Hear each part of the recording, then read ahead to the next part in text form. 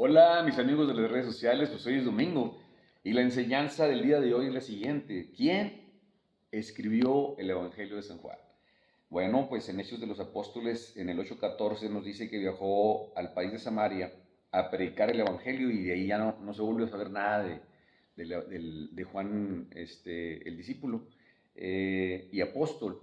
La iglesia por mucho tiempo sostuvo que había sido él el autor del Evangelio y ya en los últimos años, en los últimos tiempos, ¿verdad? Los exégetas han descubierto que no fue así. El autor del tan prestigiado y tan completo evangelio, el de San Juan, pues es una comunidad juanina la que lo compone y aquí vamos a dar las pautas en lo que se basan estos exégetas de la palabra de Dios. Recuerden que el Evangelio de San Juan hay tres sinópticos, Marcos, Mateo y Lucas, que nada que ver con San Juan, por eso es muy original y es por eso que nos interesa mucho, ¿verdad?, saber quién lo escribe y a continuación vamos a dar las pautas y vamos a descubrir también ciertos misterios, ¿verdad? Porque hay contradicciones importantes que siempre nos ha llamado la atención y que a veces pues no tenemos nosotros, ¿verdad?, cómo poderlo descifrar, cómo poderlo saber. Eh, Empezando por Juan 21 en el epílogo, ya en el segundo epílogo, dice, nosotros sabemos que lo que él dice, o sea, que el escritor que escribe dice, es cierto, y ahí la primera pregunta, nosotros. Y nosotros, o sea, ¿cómo que nosotros? Si se supone que Juan es el que lo escribe. Ya desde ahí empezamos con la primera sospecha. ¿Cómo nació el Evangelio? Bueno, esa es la segunda, ¿verdad? ¿Por qué? Porque todo parece indicar, ¿verdad?, que este discípulo no era apóstol, sino que se agrega ya al final. Al final, ya para la pasión del Señor, ya este discípulo ya estaba agregado y por lo tanto conocía a Jesús. Lo vivió con él también, así compartió con él, pero no era parte del grupo de los 12.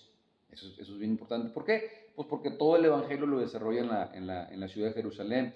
No narra nada ni comparte nada de los demás evangelistas que desarrollan muchos la parte medular en Galilea y todo lo que pasa en Cafarnaún, en Nazaret y todo lo que era la Galilea. No, se centra en Jerusalén exclusivamente. Por eso es bien importante, ¿verdad?, esa connotación. También vemos nosotros aquí otra discordancia en Juan 1:35, donde nos dice que era discípulo de Juan el Bautista, contradiciendo a los sinópticos que siempre pensaron que los apóstoles eran discípulos de Jesús, ¿verdad? Y aquí nos dice que no, que primero eran discípulos de Juan el Bautista. Y luego lo vamos a verlo con detenimiento, porque sí es cierto, ¿verdad? Eran discípulos de Juan el Bautista y los hicieron discípulos de Jesús. El mismo Jesús era discípulo de Juan el Bautista. Luego lo vamos a ver con más tiempo. Ahorita entra en esa divergencia y tiene razón, ¿verdad? Porque sí eran discípulos primero de Juan y luego de Jesús.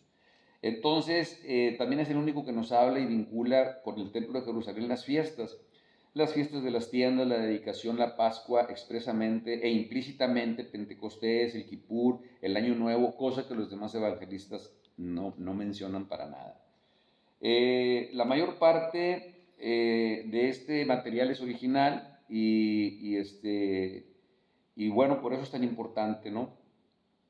El discípulo líder compuso alrededor del año 60 el primer evangelio. Al año 60 compuso el primer evangelio así, tal, como pudiéramos decirle, un evangelio corto, porque luego vamos a ir viendo cómo le fueron imprimiendo otras partes. Ya en el 70 se destruye el templo y esta comunidad se tuvo que trasladar precisamente a Éfeso, y ahí en Éfeso, con otras costumbres y con otro entorno, le agregan otras partes, ¿verdad? Y ahí se compone la segunda edición. ¿Y por qué lo sabemos? Pues porque hay discrepancias. Por ejemplo, la vida eterna ya está presente, dice en Juan 5:24, y luego en Juan 5:29 dice que vendrá en el futuro. La resurrección de los muertos ya ha ocurrido en 5:24 y luego en el 6:40 dice que sucederá más adelante.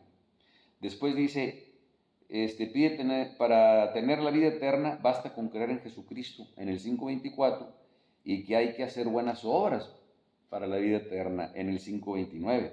Luego Jesús da la vida en el 6:53 y luego en el 6:54 dice que la Eucaristía es la que da la vida. La fe en Jesús hace vivir para siempre en el 6:40 y comulgar hace vivir para siempre.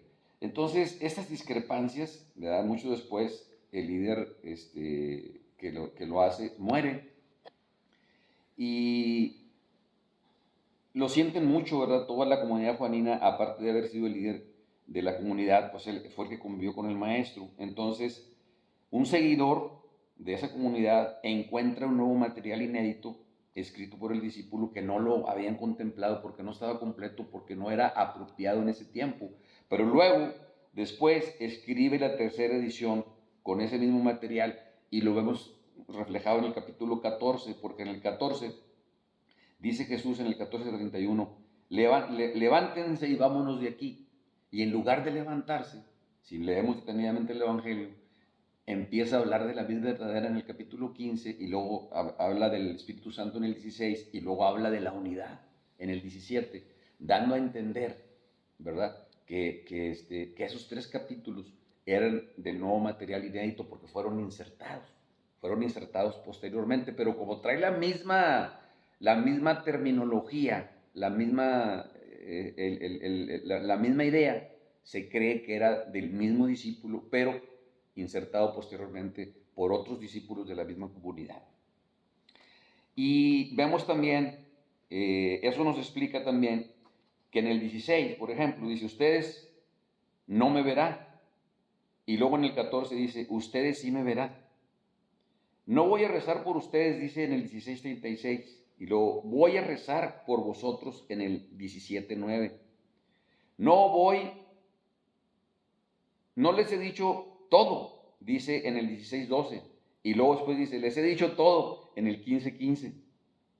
El Espíritu Santo me da la gloria en el 16:14.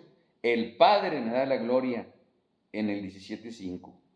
El Padre es igual que yo en el 5:8 y el Padre es mayor que yo en el 14:28. Entonces, si yo diera testimonio de mí mismo, mi testimonio no sería válido en el 5:31, pero en el 8:14, aunque yo dé testimonio de mí mismo, mi testimonio sí es válido. Pedro le pregunta, Señor, ¿a dónde vas? En el 13:36.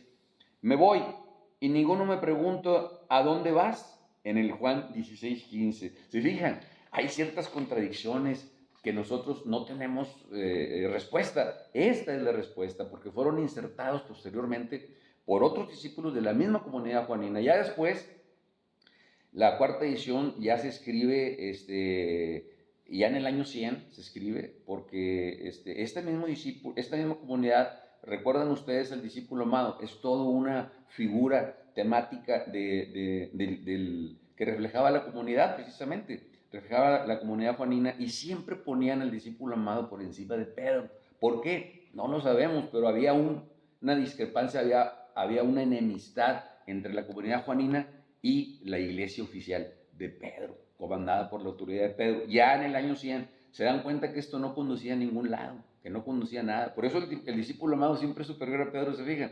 Ya lo hemos dicho, siempre llegaba primero, siempre era el mejor, siempre era el más fiel, no lo traicionó, se recostaba en el pecho del maestro y etcétera, etcétera, ¿no? Pero luego después, recuerden que Juan tiene dos epílogos, en el 20 tiene el primero y en el 21 tiene el segundo, con ese pasaje tan hermoso en griego, ¿no? Simón Barjona, agapao me, y le contesta Simón, Señor, tú sabes que filo sé, apacienta mis corderos.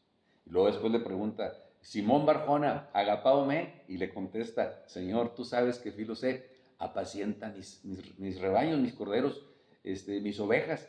Y en la tercera vez, el maestro le dice, Simón Barjona, filos me, y Simón le contesta, Señor, tú lo sabes todo, tú sabes que filos sé. Bien rica que está ese pasaje, después lo vamos a ver. Y bueno, con esto se le da la autoridad a Pedro y se acaban los problemas, dándonos a nosotros como enseñanza, que aunque todos los problemas del mundo los tengamos nosotros presentes, cuando se tiene una actitud así positiva, perseverante, y de reconciliación. Todo se puede hacer, depende de uno, porque el Señor nunca nos abandona, siempre está con nosotros, aunque en silencio, siempre está obrando a favor de nosotros. Bendiciones para todos.